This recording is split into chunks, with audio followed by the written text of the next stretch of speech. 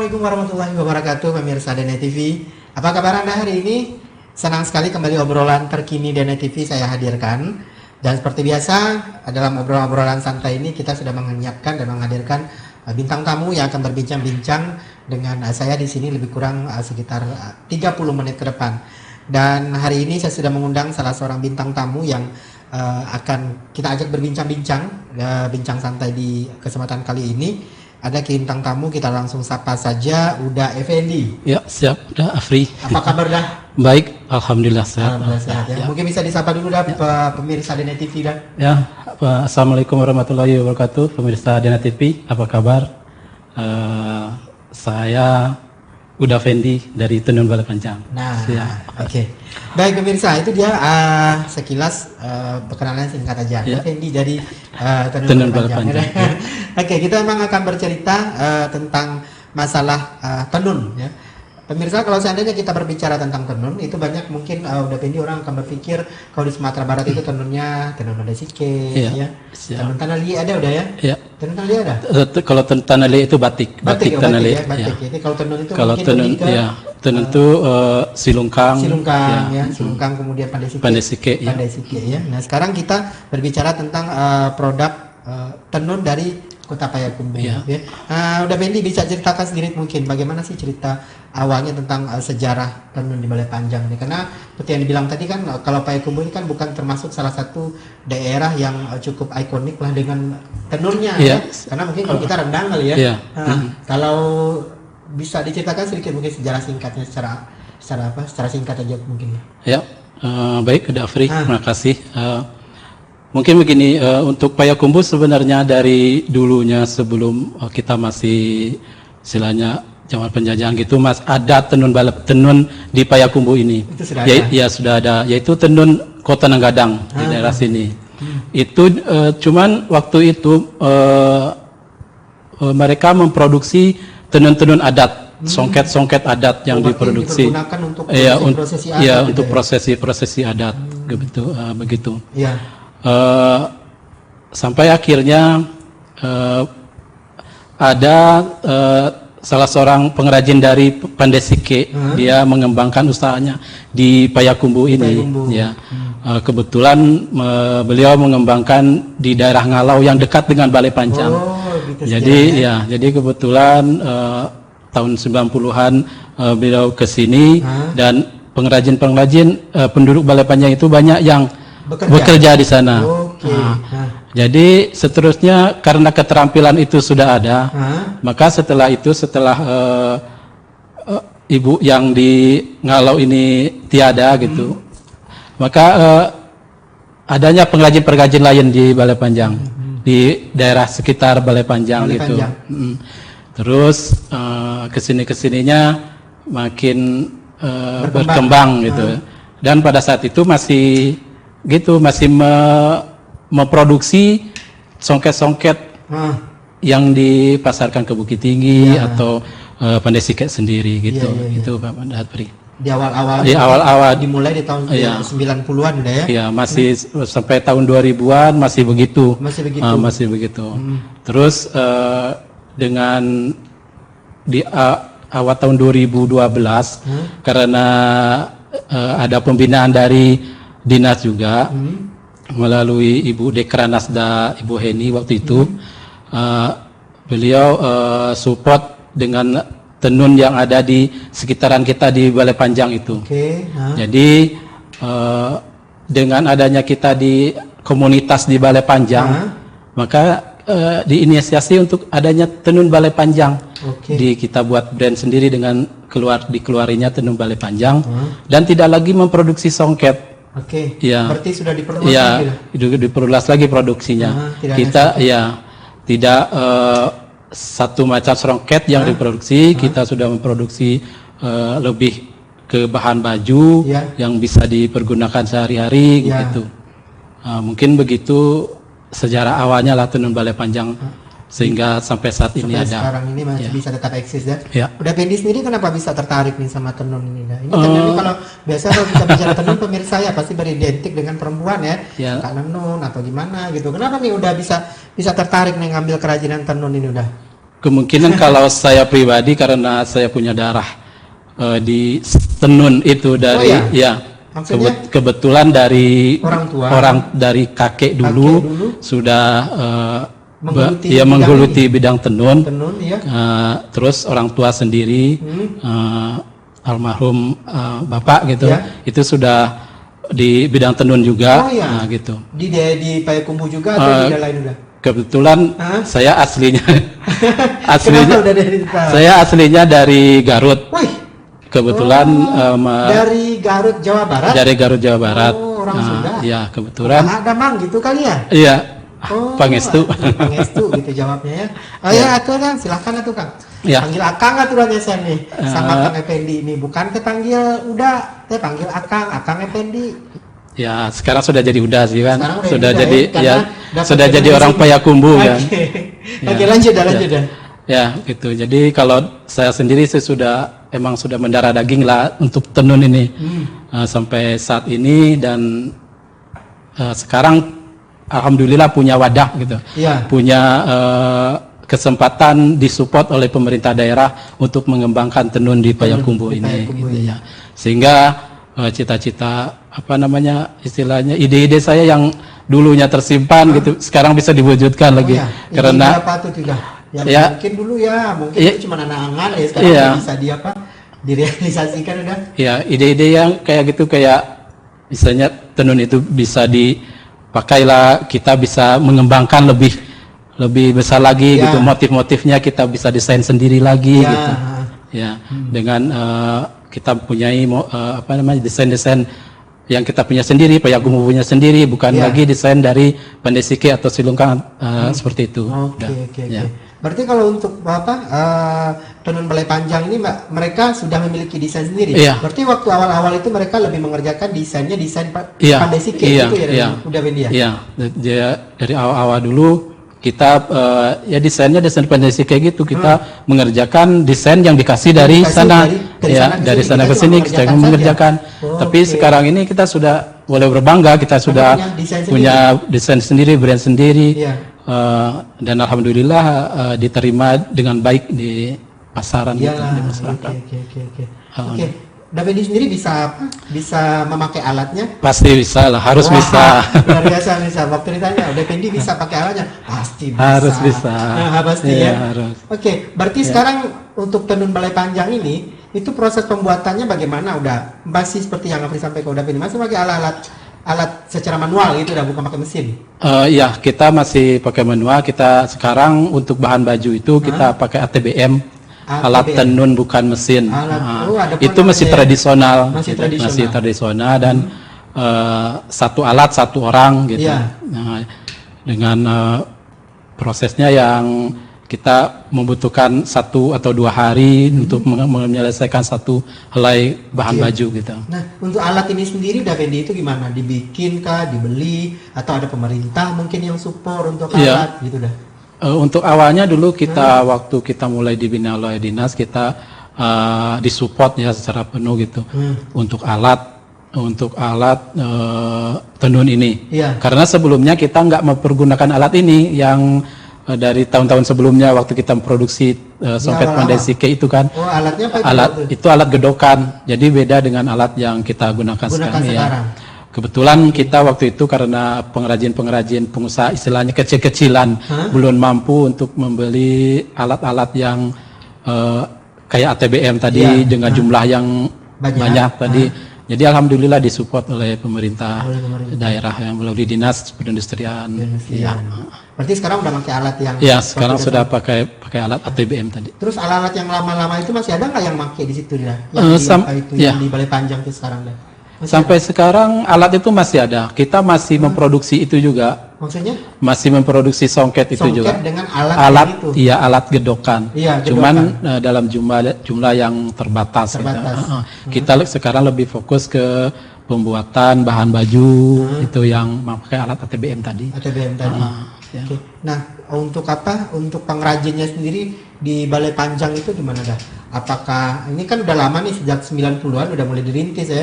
Apakah mengalami peningkatan nggak? Ini kan nampaknya nih bisnisnya kalau digeluti betul-betul kan bisa menjadi sebuah sumber pendapatan yang tidak sedikit lah. Harga songket berapa orang tahu kan ya, ratusan ribu deh, ratusan ribu. Nah, perajinnya sendiri gimana dah? Masih bertambah kan di situ pasti ya? Bertambah, pasti bertambah dari yang sebelumnya.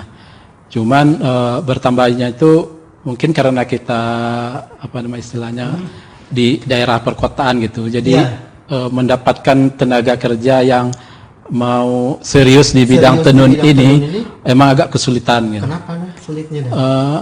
Mungkin yang istilahnya yang terampil benar itu agak susah juga mencari. Kita mencari yang mau aja dulu itu masih agak kesulitan. Apalagi kita mencari yang sudah terampil gitu, yang sesuai dengan kita gitu, kualitas dan segala macamnya gitu. Jadi mungkin salah satu kendala kita di sana itu salah satunya. Untuk tenaga kerja atau regenerasi itu memang agak tersendat gitu. Kenapa Anda kalau udah melihat, apakah memang ini orang tidak terlalu menyukai ini bidang ini karena tingkat kesulitannya seperti yang bilang tadi, mungkin harus mengerjakan manual atau bagaimana udah Fendi? Tapi jawabannya nanti dah, kita mau break dulu. Baik pemirsa Dana TV, kita akan dengar bagaimana jawaban udah Fendi terkait semakin sedikitnya SDM atau kemampuan orang yang bisa menenun, apalagi menenun dengan menggunakan alat yang mungkin bisa dibilang masih alat tradisional yang belum menggunakan mesin. Bagaimana jawabannya dan bagaimana solusi ke depannya supaya kerajinan ini masih tetap bisa bertahan di era-era yang akan datang? Jangan kemana-mana, tetap di Dana TV di Opini.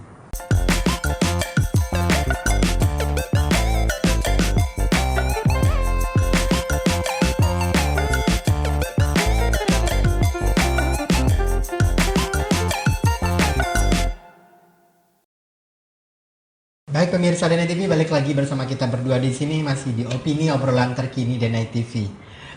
Baik Fendi, tadi kita sambung lagi pertanyaan yang sebelumnya. Kenapa udah melihat agak susah regenerasi untuk khususnya mungkin anak-anak muda yang ingin menekuni bidang tenun ini dah? Ya, baik Dafri. Mungkin ini sekedar pendapat pribadi saya. Karena mungkin ini kalau tenun ini kan kerjanya tradisional. Jadi mungkin pemikiran mereka itu memerlukan keterampilan yang sulit, yang rumit. Jadi mungkin salah satunya itu. Dan mungkin sekarang ini pilihan kerja untuk anak-anak muda itu lebih peluangnya lebih luas, jadi ketertarikan ke hal-hal yang sifatnya tradisional itu mungkin agak berkurang gitu. Dibandingkan dengan tahun-tahun sebelumnya waktu kita masih muda gitu kan, istilahnya pekerjaan yang di luar itu masih agak kurang, kayak pekerjaan di pasar itu masih agak kurang. Jadi ketika pekerjaan ini ada yang tradisional ini ada, kita semangat gitu di sana gitu. Dan sampai saat ini yang masih semangat untuk mengerjakan hal-hal yang tradisional itu ya kita yang dulunya berkecimpung di bidang ini gitu. Jadi itulah sampai, dan pengrajin yang sekarang ada pun yang dulu-dulu masih bekerja, sudah itu karena berkeluarga dia berhenti sebentar, nah sekarang lanjut lagi. Dan sekarang pun karena tingkat kesulitan dari proses tenunnya juga sudah lumayan mudah, jadi ketertarikan itu untuk mereka juga sudah mulai bangkit lagi lah untuk pengrajin-pengrajin yang dulunya sudah vakum gitu. Sempat vakum gitu. Ya kalau sekarang lebih banyak pengrajin itu rentang usianya usia berapa udah yang ada di Balai Panjang nih sekarang udah Fendi? Untuk sekarang kita kisaran dari 25 ke atas lah, 25 ke atas ya, masih yang 30-an masih ada. yang paling senior itu palingan umur 47. Baru 47 ya, baru tahun.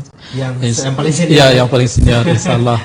Mudah-mudahan ke depannya adalah generasi-generasi kita yang mau terjun di bidang yang tenun ini gitu. Iya. Ada nggak ada langkah-langkah yang dilakukan mungkin oleh pengrajin-pengrajin atau balai tenun tenun balai panjang ini mungkin untuk menumbuhkan minat bakat mungkin kepada generasi muda ya, atau mungkin bekerja sama mungkin dengan Karang Taruna atau masyarakat situ untuk mengembangkan tenun balai panjang ini biar peminatnya itu seperti udah bilang itu regenerasinya itu tetap ada udah Benny. Iya. Kalau untuk itu kita disupport juga dengan oleh Dinas Perindustrian untuk mengadakan pelatihan untuk pemula gitu. Kita sebelum Covid kemarin kita tiap tahunnya ada pelatihan untuk pemula dan waktu alhamdulillah sih awalnya ada juga yang semangat untuk belajar. Cuman ya itu tadi karena lama kelamaan sih palingan yang tinggal cuma 2 atau 3 orang yang bisa terus mau bekerja gitu. Mau bekerja. Kita selain itu juga untuk menumbuhkan itu kita juga istilahnya terus memberikan support kepada anak-anak kepada generasi muda gitu. Terutama kepada istilahnya nanti seandainya ada mahasiswa yang datang ke tenun balai panjang untuk mengadakan penelitian, kita sampaikan itu juga supaya mereka mau melestarikan istilahnya budaya ini kan kerajinan daerah, kerajinan sekaligus kan budaya daerah juga gitu. Karena di sini juga ada songketnya yang merupakan khas dari Minangkabau. Yang perlu dilestarikan juga kan gitu. Di Balai Panjang sekarang yang udah Penny ketahui tinggal berapa orang nih yang pengrajin yang betul-betul masih eksis sampai sekarang untuk memproduksi tenun ini udah. Iya. Kita sih di Balai Panjang sekarang ada 30 orang yang masih jalan untuk bertenun ini.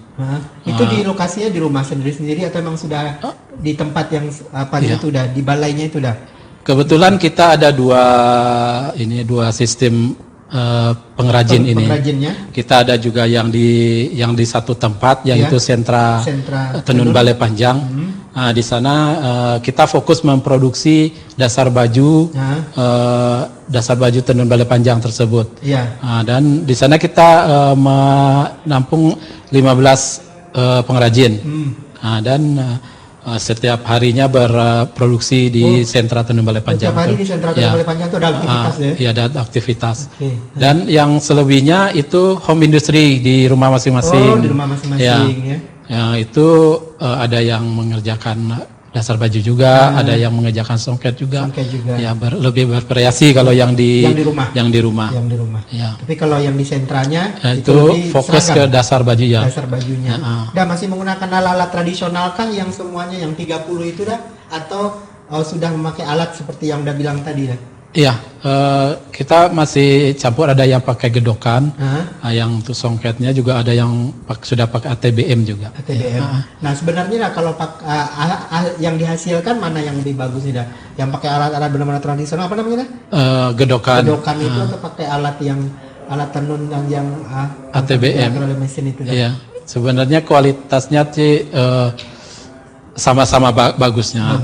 Tergantung nanti pengrajin yang mengerjakan. Karena ini kan sistemnya kerajinan tangan. Tentu balik lagi ke hasil dari pengrajin itu sendiri. Gitu. Jadi apapun prosesnya tergantung ke pengrajinnya dan semuanya tentu ada kekurangan dan kelebihannya. Gitu di sana kita coba untuk mensiasati kekurangan di sini apa kelebihannya. Oke, Bapak pemirsa, kalau Anda perhatikan mungkin di televisi Anda sekarang saya lagi pakai salah satu hasil karya dari tenun balai panjang deh. Ini namanya udah apa nih udah Pendi? Kalau di ulos ya.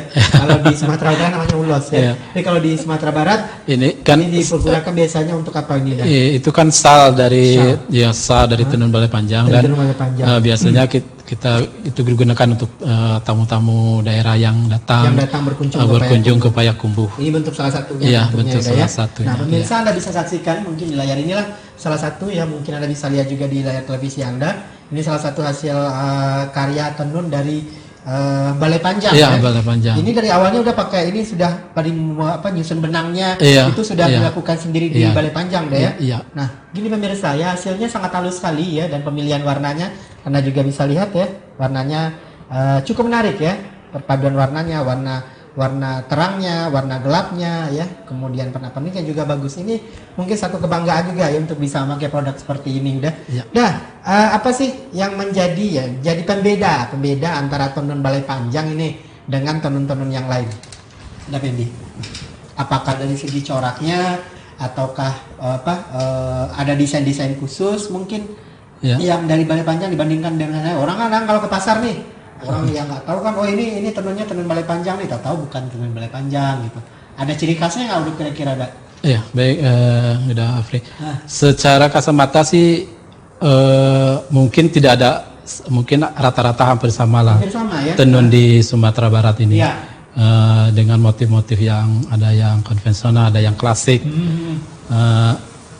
Cuman kita nanti lebih ke permainan warna kita untuk bisa bersaing dengan produk-produk sejenis. Kita usahakan membuat warna-warna terbaru, warna-warna yang lagi in di masyarakat gitu, yang lagi naik-naiknya gitu. Mungkin ke sana. Dan sebenarnya desain kita itu beda dari desain-desain dari desain-desain tenun lainnya. Yang bedanya di mana udah Pendi? Kita dari sistem cucukan di sininya beda gitu. Ada perbedaannya. Mungkin itu bisa ada sejenis penelitian gitulah, kalau secara langsung gitu kita lihat langsung itu tidak akan kelihatan perbedaannya di mana. Cuman kalau kalau orang yang sudah cinta tenun, penyuka tenun, dia akan tahu mana yang tenun Kubang atau Payakumbuh punya atau Silungkang punya gitu. Oke, berarti sudah memiliki ciri khasnya sendiri ya. Nah, ini ciri khasnya nggak nih, ini karena setiap tenunnya ini selalu ada ini nih. Iya, kita itu kan ada taburannya, tiap motif itu ada taburan, ada coraknya. Kita coraknya ada beberapa macam. Kita ada yang namanya motif kumbuh gitu. Ada motif, kita ambil nama-namanya dari nama-nama khas Payakumbuh gitu. Ada motif kumbuh, ada motif garak kali yang segala macam gitulah, kayak gitu, yang lebih yang ada unsur-unsur Payakumbuhnya. Oke, ini dia pemirsa, salah satu bentuk hasil dari kerajinan tenun balai panjang ya. Jadi pemirsa jangan kemana-mana, tetap di Denai TV, karena setelah ini kita akan berbicara lebih lanjut lagi mengenai bagaimana tenun balai panjang ini bisa meningkatkan tenun kota Payakumbuh.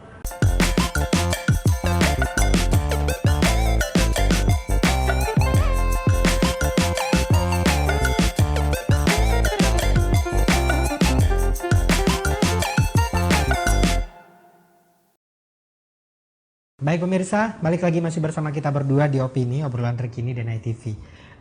Dapendi, tadi sudah diceritakan mungkin bagaimana prosesnya, lama prosesnya, pemasarannya sendiri sekarang mungkin dah. Sejauh ini udah sampai kemana aja tenun balai panjang ini? Apakah masih di dalam kota Payakumbuh atau sudah mulai ekspansi nih keluar daerah Payakumbuh dah? Kalau untuk pemasaran kita selain di dalam provinsi Payakumbuh, Sumatera Barat gitu, kita juga sudah ada sampai ke Pekanbaru, ke Jakarta juga, kita ke Solo juga, karena kita dulu pernah kerjasama dengan Tuti Adib, dengan desainer Tuti Adib. Jadi setiap berkala kita ada support bahan ke sana gitu. Oke. Nah udah kata untuk songket udah ya? Songket. Tenun ini untuk harga jualnya sendiri berapa ini udah? Apakah kata-katanya sih harganya sih cukup menggiurkan udah untuk sebuah hasil karya tenun ini udah berapa udah Wendy? Kalau tenun kita ada 2 variasi yaitu untuk dasar bajunya. Kalau dasar baju kita ada di kisaran 400 sampai 1,2 lah. 1,2. Ya, sampai 1,2 itu yang sudah premium lah, premium ya 1,2 itu. Terus kita juga ada songket yang setelan gitu kayak rok sarung sama selendang. Iya. Nah, itu kita ada di kisaran 800 sampai 5 juta ada. Sampai ke 5 juta. Ya. Kok bisa sampai besar gitu harganya? Ya tergantung kesulitan pengrajin mengerjakan dan prosesnya yang rumit kan. Iya. Jadi biasanya kalau proses yang harga yang mahal-mahal kayak gitu, berarti waktunya lebih panjang lagi. Iya, waktunya lebih panjang. Ya. Kemudian bahannya yang digunakan juga berbeda berarti ya? Iya, pasti berbeda. Pasti ya? berbeda. Ya. Ada emang orang yang pesan yang kayak gitu, Beni? Ada ya. Ada. Berarti itu memang sebuah peluang juga mungkin pemirsa untuk bisa ditemui ya, karena memang mungkin dari segi harga sangat menggiurkan sekali ya. Nah, apakah orang tiap ada musim-musimnya nggak ada orang beli ginian? Nah, karena ini kan kayak baju nih, ya jangan-jangan pas Lebaran aja rame, ya kan? Habis itu dia mah jangan ada aktivitas penjual beli atau gimana nih? Ya? Kebetulan kita untuk yang tenun balai panjang ini, alhamdulillah kita dari tahun ke tahun gitu. Nggak ada musiman gitu. Kita produksi aja terus.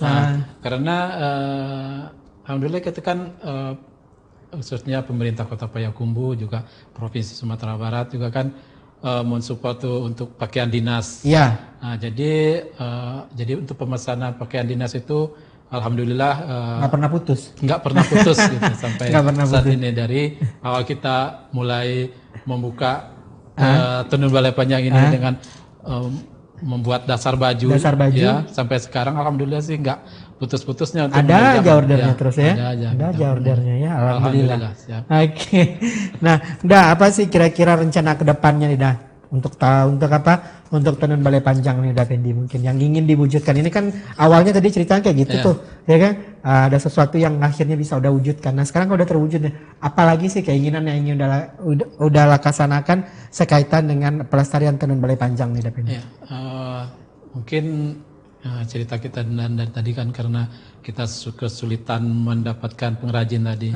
Jadi saya berkeinginan nanti ke depannya kita adalah generasi-generasi penerus kita ini gitu kan. Iya. Mungkin kedepannya kita akan coba untuk istilahnya memperbanyak home industry lagi, karena istilahnya kalau kita kumpulkan di satu tempat ada kendala geografis gitu, jauh tempat. Karena ada mungkin mereka nggak punya kendaraan untuk mengakses tempat. Jadi kedepannya kita coba untuk lebih ke home industry di rumah-rumah. Sehingga cita-cita kita menjadikan balai panjang itu sentra tenun benar-benar terwujud. Ya, Oke. Udah Fendi, sejauh ini gimana sih support pemerintah terhadap tenun ini sendiri sejak udah mulai merintis lah kali sampai sekarang dah? Ya, udah free. Seperti yang sudah saya sampaikan juga dari sebelum-sebelumnya bahwa support pemerintah itu sangat besar ke kita, karena dari awal kita dibentuk tenun balai panjang juga inisiasi dari pemerintah, juga dari Ibu Dekranasda Kota Payakumbuh yang sebelumnya, Ibu Heni. Jadi untuk segala macam yang terjadi di tenun balai panjang itu memang sepenuhnya support dari pemerintah. Mulai dari awalnya dulu alat, gedung juga kita disediakan oleh pemerintah. Disediakan pemerintah, promosi juga dibantu dari pemerintah melalui Dekranasda. Kita dibantu melalui peragaan-peragaan kan. Nanti pameran itu nanti didatangin ke desainer ke kita untuk mengolah bahan kita. Nanti sudah sampai ditampilkan di London juga kan, sampai di New York juga. Itu sudah alhamdulillah pencapaian yang luar biasa untuk tenun balai panjang yang notabene sebelumnya nggak ada gitu. Nggak pernah kepikiran mungkin ya. Udah sampai ke luar negeri gitu? Iya, sudah sampai ke London juga. Ke London itu yang bawa siapa udah? Kebetulan yang bawa kita kan dulu kerjasama dengan Tuti Adib. Ya. Yang bawa itu Tuti Dekra Nasda dengan desainernya Mbak Tuti Adib yang dari Solo. Nah, Tuti Adib inilah yang membawa tenun balai panjang sampai ke London dan New York. London dan New York. Iya. Ya, berarti sudah naik di catwalk internasional ya. Iya. Oke, luar biasa. Sesuatu hal yang mungkin pemirsa DNF TV, hal-hal yang kecil yang kadang-kadang kita nggak ketahui. Ya, kita nggak ketahui. Kenapa tidak ketahui? Ya mungkin salah satunya mungkin eksposnya yang kurang ya. Kemudian mungkin orang tidak terlalu mengetahui karena ini merupakan sesuatu hal yang kadang mungkin tidak terperhatikan ya. Tapi ini sudah go internasional berarti ya. Sudah go internasional. Mudah-mudahan mungkin untuk tahun-tahun kedepannya bisa lebih dikenal lagi ya. Untuk bisa lebih dikenal lagi. Oke, ada harapannya mungkin kedepannya dah di session yang terakhir mungkin kita di opini hari ini Davendi. Ya, harapannya tentu karena tenun balai panjang ini istilahnya mungkin belum seterkenal tenun lainnya di Sumatera Barat ini. Sumatera Barat, mudah-mudahan kedepannya lebih eksis, lebih orang lebih aware dengan tenun balai panjang dan mudah-mudahan kebangkitan tenun balai panjang ini, tenun Payakumbuh ini nggak sampai di sini, mudah-mudahan sampai ke depannya terus berlanjut. Ada regenerasinya ada regenerasinya. Dan mungkin salah satu pembentukan regenerasi itu dengan adanya sentral ini dengan adanya sentral ini. Jadi mungkin masyarakat ya, generasi muda yang ingin menambah, yang ingin mungkin menekuni bidang tenun ini bisa langsung ke sentral itu mungkin udah ya. Kan di situ mungkin sudah ada fasilitasnya mungkin udah sudah ada fasilitas untuk sekedar pelatihan atau untuk bagaimana mengenal tenun ini mungkin udah sudah ada. Baik, udah Pendi, terima kasih sekali sudah hadir hari ini ke DNI TV dalam bincang-bincang kita di opini obrolan terkini. Mudah-mudahan kedepannya semakin sukses saja dan tenun balai panjang juga semakin sukses, semakin bisa dikenal tidak hanya di dalam negeri tetapi juga bisa menjadi hasil karya dari Payakumbuh yang juga dikenal sampai ke mancanegara. Baiklah Pendi, terima kasih. Mudah-mudahan nanti kita bisa ketemu lagi. Oke, pemirsa DNI TV, demikianlah opini kami hadirkan untuk edisi kali ini. Terima kasih untuk kebersamaan Anda. Mudah-mudahan kita bisa mengambil hal-hal positif dari perbincangan kita di hari ini ya. Inilah karya-karya yang sudah diberikan oleh para pengrajin tenun yang ada di Balai Panjang Kota Payakumbuh Sumatera Barat, yang tidak hanya dipakai di lingkungan Kota Payakumbuh tetapi sudah bisa merambah pasar nasional bahkan ke pangsa pasar dunia internasional. Demikian saja opini untuk edisi kali ini. Terima kasih untuk kebersamaan Anda. Kita akan jumpa lagi di edisi berikutnya. Terima kasih. Assalamualaikum warahmatullahi wabarakatuh.